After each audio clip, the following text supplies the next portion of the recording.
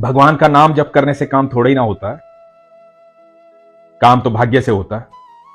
सब कहते हैं नाम जप करो, नाम जप करो, नाम जप करो, उससे क्या हो जाएगा? अरे मेरे भाग्य में लिखा होगा तभी तो होगा, मेरे भाग्य में ही नहीं है, पता नहीं कैसा भाग्य लिखा है। कितने दिन से पूजा पाठ कर रहा हूं, कुछ हुआ? कुछ नहीं हुआ।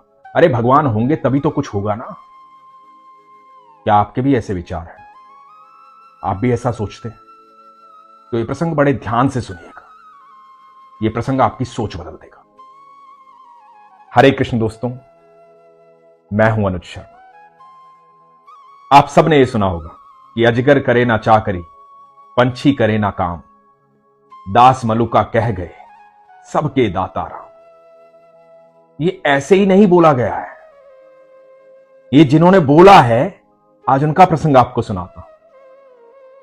सेठ मलुक सेठ थे, व्यापारी थे, भगवान में कम विश्वास था। बताते हैं कि बचपन में बड़े संस्कारी थे, लेकिन जैसे जैसे उम्र बढ़ी सिर्फ व्यापार, धन, दौलत यही दिखाई देता था।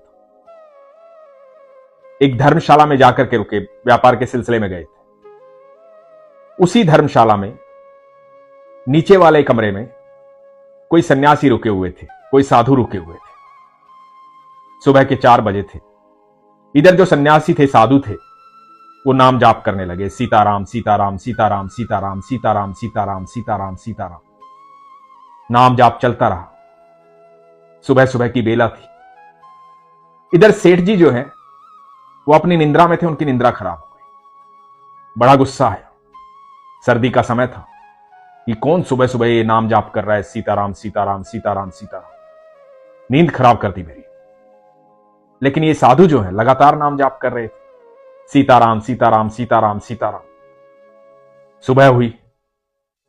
सेठ जी पता करने आए कि कौन है ये, क्यों शोर मचा रखा है यहां। पता लगा एक सन्यासी, एक साधु है, उनके पास गए। बोले कि क्यों महाराज ये सुबह सुबह आप नाम जाप कर रहे हो, सीताराम सीताराम सीताराम सीताराम, क्या होगा इससे? मेरी नींद खराब कर दी आपने। ये सुबह सुबह आराम करने का समय होता है, आराम से उठो, खाओ पियो, मस्त रहो। सुबह 4 बजे उठ करके कौन सीताराम सीताराम करता है? पूरा दिन पड़ा है, जो करना है करो। सारा मूड खराब कर दिया सुबह सुबह। महाराज बोले कि बेटा, ये खान पान, जीवन की सारी व्यवस्थाएं उन भगवान की वजह से ही तो हैं, श्री राम की वजह से ही तो हैं, ईश्वर की वजह से ही तो हैं। यदि वही किसी को खान पान और व्यवस्थाएं नहीं देंगे तो फिर कैसे दिनचर्या चलेगी, कैसे पूरा दिन आराम से कटेगा? उनके बिना तो कुछ भी संभव नहीं है। तो सेठ ने कहा कि अच्छा, तो आप ये कह रहे हो कि आपके नाम जपने से ही आपकी दिनचर्या चलती है, सारी व्यवस्थाएं होती, कुछ भी मन में आता है कुछ भी कह देते हो अपनी सहूलियत के लिए, कुछ काम धंधा आपको करना नहीं है, नाम जाप करना है, बस ये ढोंग करना है, कुछ काम धंधा नहीं करना है आप।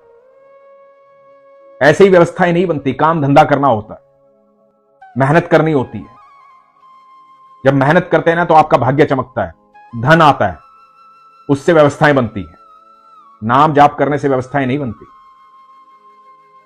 तो महाराज ने बड़े शांत स्वभाव से कहा कि सारी व्यवस्थाएं नाम जाप करने से ही बनती। जो भोजन हम करते हैं वो ईश्वर ही हमें देते हैं, तभी हम कर पाते हैं। तो सेठ जी बोले कि ठीक है, तो मैं तुम्हें 24 घंटे का समय देता हूं। मेरी नजर में तो भगवान होता नहीं, लेकिन यदि तुम कहते हो कि भगवान होता है और वही सब कुछ देता है, तो मैं 24 घंटे का समय देता हूं। 24 घंटे में अपने भगवान को बोले कि मुझे भोजन करवाए, मैं कुछ भी नहीं करूं। यदि तुम्हारे भगवान ने मुझे भोजन करवा दिया तो मैं जिंदगी भर के लिए तुम्हारा शिष्य बन जाऊं, और यदि भगवान ने भोजन नहीं करवाया तो तुम मेरे शिष्य बन जाना। तो महाराज ने कहा कि ठीक है, जैसी आपकी इच्छा ऐसा कर लीजिए। अब सेठ जी ने सोचा कि मैं यहां रहूंगा तो भोजन को देख करके इच्छा जागृत होगी, भूख लगेगी, क्या पता मैं भोजन कर ही लूं, या कोई आकर के कुछ भी दे जाएगा, प्रसाद दे जाएगा, कुछ भी दे जाएगा और मैं गलती से खा ही लूं। तो एकांत में चला जाता हूं, एकांत में जाऊंगा जहां कोई भोजन ना दे पाए, और 24 घंटे बाद मिलता हूं इनसे और फिर बताता हूं इधर महाराज जो है अपने ईश्वर को याद कर रहे हैं, कह रहे हैं प्रभु इसे सद्बुद्धि दे, इसे समझा प्रभु कि सबका दाता तू ही है, तू ही सबको देता है। इसका शिष्य नहीं बनना प्रभु, मुझे आपकी शरण में रहना है। ये साधु प्रार्थना कर रहे हैं भगवान से। इधर जो सेठ जी हैं वो जंगल में चले गए हैं। वहां से थोड़ा सा दूर एक पेड़ पर जाकर के, बड़ के पेड़ पर जाकर के बैठ जाते कि यहां बैठा रहूंगा, अब यहां कहां से खाना आएगा, कौन खाना खिलाएगा। कल जब पूरे 24 घंटे बीत जाएंगे तब जाऊंगा और फिर बताऊंगा कि देखो कुछ नहीं दिया तुम्हारे भगवान ने, अब बन जाओ शिष्य। इधर ये पेड़ पे बैठे हुए हैं। थोड़ी देर बाद क्या देखते हैं, कुछ बंजारे आए। उन बंजारों ने वहां पर अपना भोजन तैयार करना शुरू किया। थोड़ी देर के लिए विश्राम के लिए रुके थे। बंजारे तो ऐसे ही होते हैं, कभी कहीं कभी कहीं। तो उस पेड़ के नीचे वो अपना भोजन तैयार करने लगे और भोजन तैयार होने लगा। इधर ये सेठ बैठे हुए हैं। इन्होंने कहा कि कुछ भी हो जाए नीचे नहीं उतरूंगा, कितनी भी अच्छी खुशबू आए भोजन नहीं करूंगा। और जब भोजन मैं ही नहीं करना चाहूंगा तो मुझे कौन करवा सकता है। बस कल सुबह की तो बात है, कल 24 घंटे बीत जाएंगे पर भोजन नहीं करूंगा। इधर बंजारों का भोजन तैयार हुआ और दूर से आवाज आई कि जैसे बहुत सारे घोड़े आ रहे हैं। पुराना जमाना था, डाकू इस तरह से आते थे, डकैत इस तरह से आते थे। बंजारों ने सोचा कि डकैत आ गए हैं, डाकू आ गए। वो अपना सामान उठा करके भाग गए। भोजन वहीं रह गया। पीछे से डकैत आ गए, बहुत सारे घोड़े आ गए। डकैतों ने देखा कि यहां तो भोजन तैयार रखा हुआ। तो डकैतों ने सरदार से कहा कि सरदार आज तो बड़ी अच्छी व्यवस्था है, गर्मा गर्म भोजन तैयार है, पहले भोजन कर लेते हैं फिर आगे चलते हैं। तो सरदार ने कहा कि नहीं, ये कोई जाल बिछाया गया है, किसी ने हमारे खिलाफ जाल बिछाया है। किसी को पता था कि हम यहां से गुजरेंगे, ये भोजन रास्ते में रखा है, इसमें जहर मिलाया होगा, हम भोजन खाएंगे और हम मर जाएंगे। यही तो सामने वाला चाहता है। तो इस भोजन को कोई भी नहीं खाएगा और जिसने ये जाल बिछाया है वो यहीं आसपास कहीं होगा, उसको ढूंढो, खोजो उसको कहां है। अब सारे डाकू खोजने लगे। ऊपर सेठ जी बैठे थे पेड़ पर, ये सारा नजारा देख रहे थे। घबरा गए, डर गए। उस हड़बड़ाहट में उनके शरीर में थोड़ी हलचल हुई। हलचल होने के कारण नीचे खड़े डकैतों को पता लगा कि शायद कोई ऊपर है। ऊपर देखा तो सेठ जी बैठे हुए। सेठ जी को नीचे उतारा। सेठ जी घबरा गए। सेठ जी ने कहा कि आप मुझे गोली मत मारना, मुझे जान से मत मारना, मेरी कोई गलती नहीं है, ना मैंने ये भोजन रखा, मैंने कुछ नहीं किया। तो सरदार ने कहा कि कोई बात नहीं, हम गोली नहीं मारेंगे, तुमने ये जो जाल बिछाया है इसका हमें पता चल गया, अब तुम ये भोजन खाओ, चलो भोजन करो। सेठ जी ने कहा कि नहीं, भोजन तो मैं नहीं करूंगा, भोजन तो मुझे करना ही नहीं है। तो सरदार ने कहा कि देखा, मैंने कहा था इसमें जहर मिलाया हुआ है, इसी व्यक्ति ने जहर मिलाया है, इसीलिए नहीं खा रहा है, अब तो भोजन इसे खाना पड़ेगा। तो सेठ जी ने कहा कि मैं भोजन नहीं खाऊंगा, मैंने तो कसम खाई है मैं भोजन नहीं खाऊंगा, मुझे भोजन नहीं करना है। तो सरदार ने कहा कि तुम क्यों नहीं करोगे भोजन, तुम्हें तो भोजन करवाया जाएगा, इसके हाथ पैर बांधो, इसे भोजन करवाओ।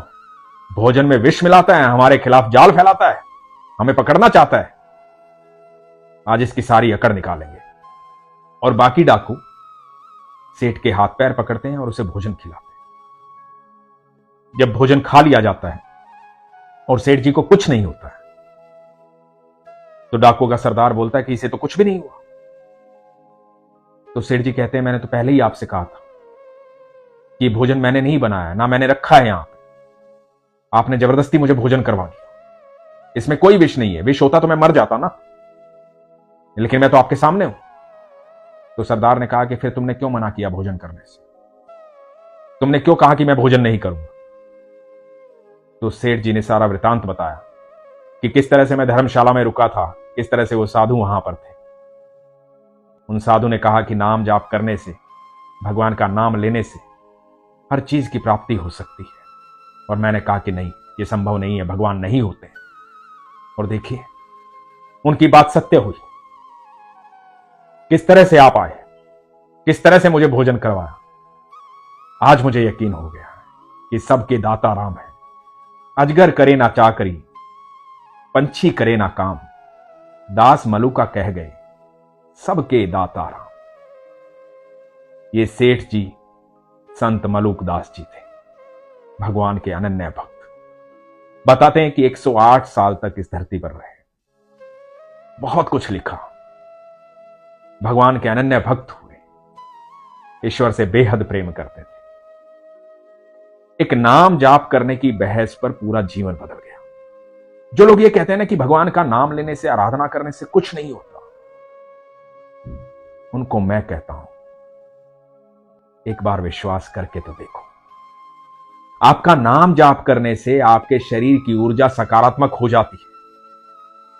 सिर्फ आपकी ऊर्जा सकारात्मक नहीं होती, आपके आसपास की ऊर्जा बदल जाती है। और जब आपके आसपास की ऊर्जा बदल जाती है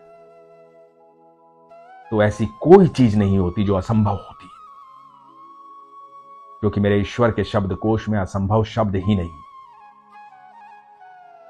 आपने कभी सोचा है कि जंगलों में इतने बड़े बड़े पेड़ लगे होते हैं, बड़े तरीके से लगे होते हैं, कौन आकर के उनको जल देता है? जितने भी जीव इस अनंत ब्रह्मांड में है ना, एक छोटी सी चींटी, उसकी जो पदचाप होती है ना, वो जब चलती है और जो आहट होती है चींटी की पदचाप, उसे भी सुनता है मेरा ठाकुर। एक बार विश्वास करके देखो, और जिस दिन आप विश्वास करना शुरू कर देंगे ना, आपके जीवन में पल प्रतिपल चमत्कार होने शुरू हो जाएंगे।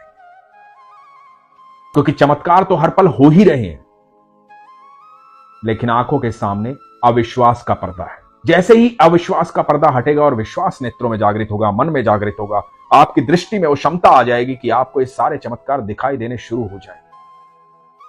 एक अदृश्य शक्ति आपके चारों तरफ एक घेरा बना देगी, जिससे आप सुरक्षित रहेंगे। इतनी सकारात्मक ऊर्जा का प्रवाह आपके शरीर से होगा, आपकी वाणी से होगा, कि लोगों के जीवन बदलने शुरू हो जाएंगे।